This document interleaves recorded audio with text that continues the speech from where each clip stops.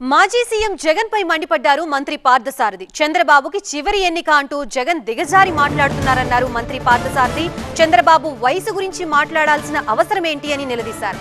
నిండు నూరేళ్లు చంద్రబాబు అధికారంలోనే ఉంటారన్నారు పార్థసారథి. చంద్రబాబుకి దేవుడి ఆశీస్సులు మెండుగా ఉంటాయన్నారు. మీ శాపనార్థాలు ఆయన్ని ఏమీ చేయలేవన్నారు పార్థసారథి.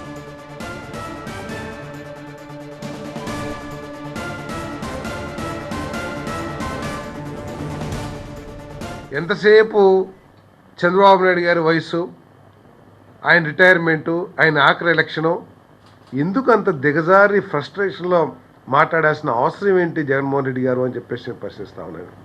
చంద్రబాబు నాయుడు గారు భగవంతుడి ఆశీర్వాదంతో నిండు నూరేళ్లు పూర్తి అధికారంలోనే ఉంటారని చెప్పేసి కూడా నేను భావిస్తాను. ఎందుకంటే ఆయన ఈ సమాజానికి, ఈ రాష్ట్రానికి మానవతా దృష్టితో పరిపాలన చేసే వ్యక్తి కాబట్టి భగవంతుడు ఆశీస్సులు ఉంటాయి. నువ్వు ఎన్ని ప్రేలాపనలు చేసుకున్నా, ఎన్ని శాపనార్థాలు పెట్టినా, గ్రామాలు అంటూ శాపనార్థాలు పెట్టారని చెప్పేసి ఏది పంపుగాడి తగాద దగ్గర లేకపోతే రోడ్లు ఊడ్చే చోట శాపనార్థాలు పెట్టారని చెప్పేసి అనుకుంటూ ఉంటారు. సో అటువంటి శాపనార్థాలు ఎన్ని పెట్టినా కూడా భగవంతుడి ఆశీర్వాదం, ప్రజల ఆశీర్వాదం ఆయనకి మెండుగా ఉందని చెప్పేసి నేను ఈ సందర్భంగా తెలియజేస్తాను.